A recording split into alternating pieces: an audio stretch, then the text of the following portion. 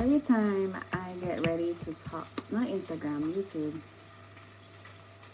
every time I get ready to talk about like this topic, it's almost like I don't even know how to approach it because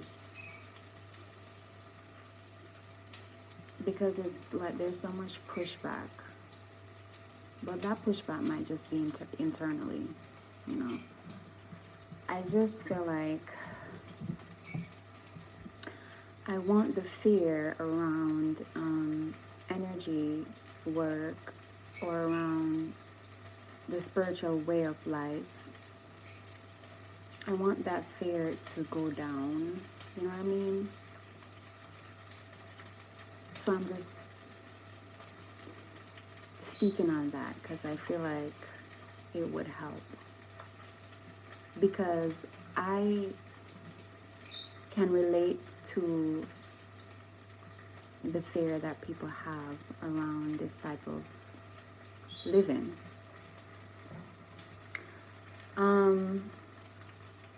Why? Because I've been there and I have experienced that fear. Right? I'm cooking. Like I'm trying to when I'm cooking, I always feel like it's a really good time. Like if the house is clean and it's quiet, because it's quiet right now, I feel like it's a really good time to do a live. And I love doing lives talking about this type of stuff. So, I don't know if it's in the Western world. It seems like I'm supposed to say Western world, but I want to talk about Jamaica because I am Jamaican and I live in Jamaica. There's like, in my reality, there's still fear around the spiritual realm. There's still fear around the things that we do when we choose to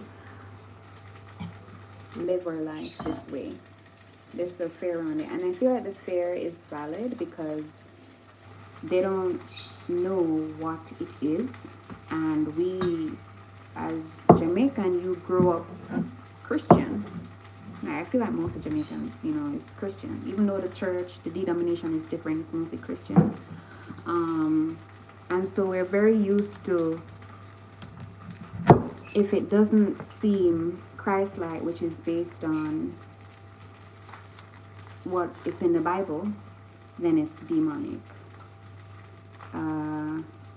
Or it's like witchcraft, or it's evil, or it's it's the work of the devil. Is it devil or witchcraft or that type of stuff? Like, yeah, if they don't know what it is, they just classify it as like something evil, right?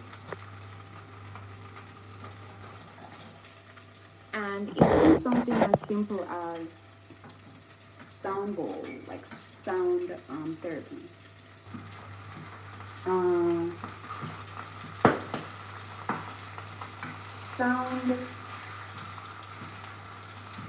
Sound using sound bowl is basically, and if you don't know what it is, it's like using sound to initiate healing or to offer healing. And they have the sound bowls, and the sound bowls emit different frequencies. And because we are energies, and you can say like particles, there's so much study around this, by the way. I don't feel like I need to get into the teachings of it. When you play the music, it either, it calms you, it calms your energy. Like, without knowing what it's doing to you specifically, it just calms your energy. It makes you feel calm and relaxed. Now, if you get into, sometimes that's all you need to know. So sound bowls, they're not, they just calm you. If you get into like the more details of it, like someone's curious and they say, well, what exactly is it doing? Then you can explain like, oh, this frequency is connected to this space. like this chakra, this center, this part of your body, and then you can explain all the stuff, the magical stuff. Because I really like talking about magical stuff, but not everybody wants to hear about magical stuff. So it's fine if we just say it helps to calm you, it helps to relax you. So there's nothing demonic about around sound bowls or the frequency that it comes from. So buy yourself a sound bowl and try to experience it for yourself, right? Like do that and see how you feel about it. Um, there's many other tools that use sound frequency as well. They have the ocean drum. I love that one. They have the gong, bong, bong. Initially, it's bringing an intense amount of harmony, restoring balance in your body. That's why you feel really calm after like a sound bath or any type of sound therapy session. And even when you listen to certain music, you still feel that frequency because music carries frequency. So you can be listening to music that is lowering your frequency, or you can listen to music that is, raising your frequency. It's up to you. Either way, sound bowls are not demonic. And then sage, like if people see you with certain things, like if they see you with sage, or if they see you with a necklace, you're in a crystal, if they see you with a feather, or if they see you with channeling, because I channel as well, channel different energies, because they don't know what it is, they consider it demonic. And because I guess it's not in the Bible plain, it's not really like written out in the Bible. And because Jamaicans, we grew up Christian, it's not in the Bible, it looks demonic, okay, boom. Because I experienced that like a lot of times. They consider you a witch, or if you're talking about the moon and your crystals and the water, and the more stuff you talk about is the more witchy you look. But I want to shed light on these things, these practices, this way of life. Spirituality is not a denomination, it's not a religion. It's a way of life. It's choosing to live in harmony with spirit. That's essentially what it is. There's many different spiritual communities that teach many different things. You have to decide what resonates with you, because you can become a part of a spiritual community and they're teaching you something and you outgrow that community, because we're always growing and expanding, which is why you shouldn't be afraid to say you no longer resonate with a teaching or a practice or a teacher and move on to something else, because you're expanding and you're growing. I'm not a spiritual teacher. I'm not a guru. I'm not none of those things. I'm just a girl from the island who had a spiritual awakening. I didn't have any background information about any of this, which is why I know it's real and I know it's true. I grew up in a Christian home. Nobody taught me anything. Nobody taught me about any of this stuff. I was initiated like in my dreams. I had teachers in my dreams, and then they started to show up in the physical to kind of help guide me.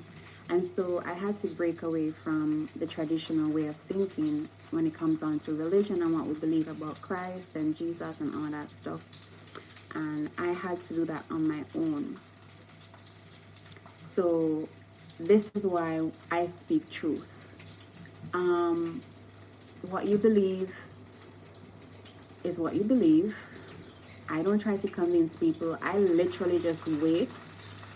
I just sit around. I speak on things, but I also wait to be like I wait for someone to say, "Hey, do you know anything about this, or what do you think about this?"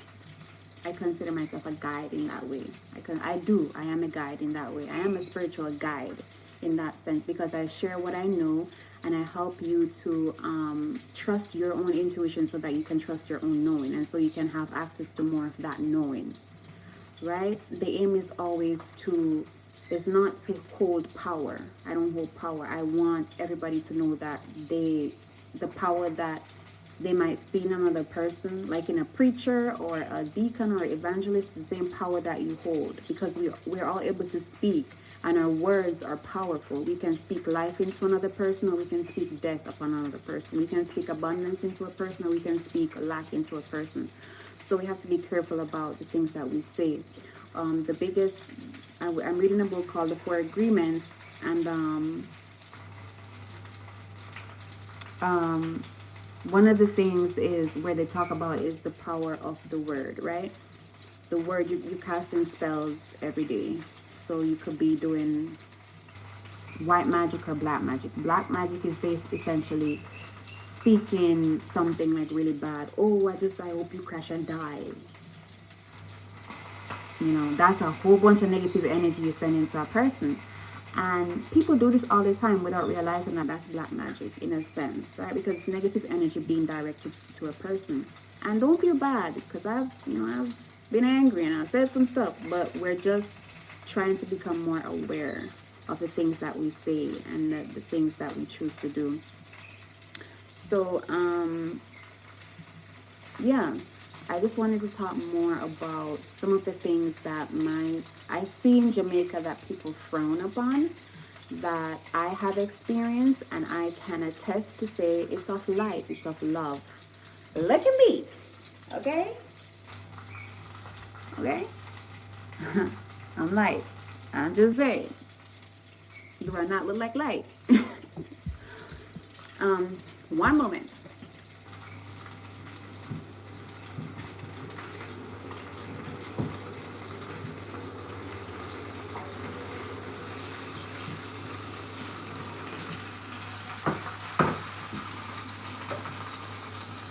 Okay. So, another thing is people will see you with crystals and automatically think you're worshiping, like you're like of some cult, or they have different words for it. Different words: witch, cult, Illuminati, demon. It's just not of God. There's a truck passing, guys. So a sage, what sage is, it's a plant, it's a herb. And God gifted us all these things. Mother Nature holds all the resources that we need. And so nothing is there by mistake. I mean, that's in the Bible, I think. It says something about, I don't know. I feel like that's somewhere in the Bible where it says, I don't know, I can't really think of. I don't really know the Bible, guys, like that. My grandfather was a bishop, and I grew up in a Christian home, and I went to church a lot of times, but I don't really know the Bible. But I know why, because I did my own and stuff, and I understand now. But sage, right? That's the thing that you see them burn. It looks like this. I need to come up with a name for this live. So this is sage. And I have a piece right here. And this is the thing that we burn to clear energy. It looks witchy to me. It looks cool. But see, I don't have a negative attachment or connotation to the word witch. Because witchcraft is essentially like a witch, whether we consider a witch, crafting. But I do get it, because then, there's people who do witch that try to do stuff that are not of light. And then there's ones who do stuff that are off light. So I get it. I get the fear. But I'm trying to educate you so you can recognize, and so you can approach these things from a point of knowledge, from wisdom, instead of fear. Oh no, don't talk to me about that. I don't know about that. No. Okay, girl, no. I don't want to go to hell. All right. Let's just see what it is, and then let's see how you feel about it after. So this is sage. We burn this to cleanse and clear energy. It's a plant. You go outside, you pick it from the tree, you burn it, and it cleanses your energy. The fire, the smoke, cleanses and clears your energy. If you go to an Anglican church as well, they will burn, I think they burn frankincense. I think they burn something. I think it's frankincense and maybe myrrh. Maybe I'm just saying that because I'm thinking it's frankincense and myrrh, or maybe because frankincense and myrrh is in the Bible. I don't know. Okay, but they do burn something, and there's a lot of smoke that comes from it, and what that is doing is cleansing the energy. I don't know if the Anglican people know that. Maybe they do. I'm not an Anglican, but I went to an Anglican church because I was in boarding school and it was an Anglican school. So you're cleansing the energy. You're cleansing their en- they're cleansing your energy. They're cleansing the energy of the church, right? So that you can feel refreshed, so that you can get rid of everybody else's energy. You've been around people. How do you cleanse and clear your energy? You can take a bath, you can take a shower. An intentional shower amplifies that clearing. But sage can also do that. And then you have the incense. There's Palo Santo, there's a million types of incense, right?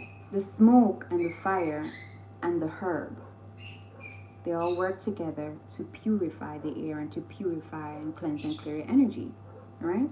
There's nothing bad about that. Also, that is in the Bible, right? I don't know where it is, but see, I have a niece, and she would like tell me about stuff that she sees in the Bible that I do. She's like, "Oh, auntie, I see you do this, but they make reference to it in the Bible." Because I know a lot of people, the Bible is their anchor. And I get that because you need an anchor. We all need an anchor. So I'm not trying to take the Bible from you. The Bible is very powerful. There's good stuff in there. But you have to, it's not like plain. Like if the Bible says, in the beginning was the Word, and the Word was with God, and the Word was God. What does that mean? Are you able to really interpret what that means? In the beginning was the Word. The Word. And the Word was with God, and the Word was God. So this Word is God. In the beginning, there was God. Right? I don't know what the next verse is. But, or Word essentially is very powerful. That doesn't correlate, but I was trying to make a connection, but I didn't. And that's okay. But I'm just saying, you have to learn how to interpret the Bible because the Bible was written by men. Which means that they will take stuff out of the Bible because they feel like it's too powerful to be available to the people, or because they're trying to control the way you think. They're trying to control the amount of knowledge or wisdom that you have access to. And so they will reword the Bible or remove stuff from the Bible. There's a bunch of, what you call them, books that are not included in the Bible that were in the original Bible, right? I keep hearing about I know I've heard about the Book of Enoch quite a few times. I haven't read it, but I'm gonna read it. I don't really read a lot of books, but I just started reading books because I don't know, I feel called to read books. But so that's sound bowls and that's sage and crystals. Let's move on to crystals. So crystals are, I have crystals all over this place. Let me get one.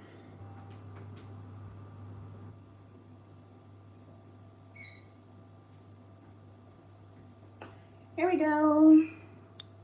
Crystals. Well, actually it's not a selenite, but it's marketed as a selenite.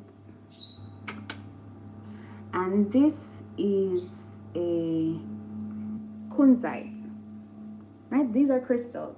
These are rocks. They grow inside the earth. Right? Which is why I keep saying Mother Nature provides everything for us to use. Everything. And people might say, they might, get a little scared of these crystals.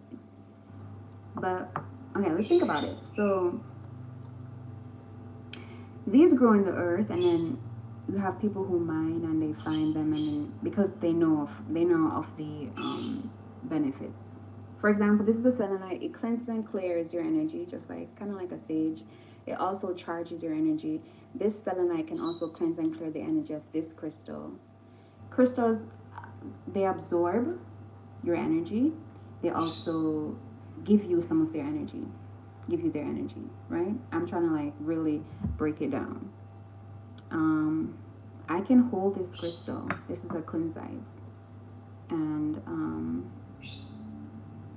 I can say, but the thing is, I'm attuned to my crystals, but I can say thank you, for assisting me with whatever it is that I need help with right now. Specific crystals have specific uses and benefits. They're connected to different energies. You have crystals for protection, and protection simply means protecting your energy. Remember how I spoke about sage earlier, and how you have to cleanse and clear your energy of other people's energy, so you don't feel like scattered, or you don't feel like you are feeling down, but it might not be your energy. It's the same way you have crystals that do that same thing, right? So that's crystals, that's sage, and that's singing bowl. What else? What else want to talk about? The moon? You want to dance on? Maybe you could dance anywhere. People see you say you want to dance under the moon, and people will be like, "Oh, you're witchy." I think Beyonce definitely made a song about I charge my crystals on the full moon or something like that. And well, people associate Beyonce with Illuminati as well. And that's a whole nother topic, because that's not really what that is. That's not really what that was. That's not really what that was about. Which is why you have to find out the truth on your own. You have to listen to when a person is talking and sees what resonates and what doesn't resonate. Right? And only take what resonates with you. Don't let anybody force you into anything. Like, trust your inner guidance system. Right? Now, I'm going to leave you with that so you can digest that, or you can choose to put it to the side. But I've planted the seed, right? My grandfather transitioned, he would say, someone at his funeral said, once you plant a seed, it will take root. Now, it can be beneficial to the person or not. I'm planting a seed. Do what you want to do with this seed. Okay, I planted an energetic seed. The energetic seed is meant to empower you. The energetic seed is meant to see you. It's meant for you to see yourself. It's meant for you it's meant to help you remember your true essence. It's meant to help give you a little bit of bliss. Right? So take it, nurture it, water it if you feel like, and if you don't feel like, that's okay too. Alright? Let me see.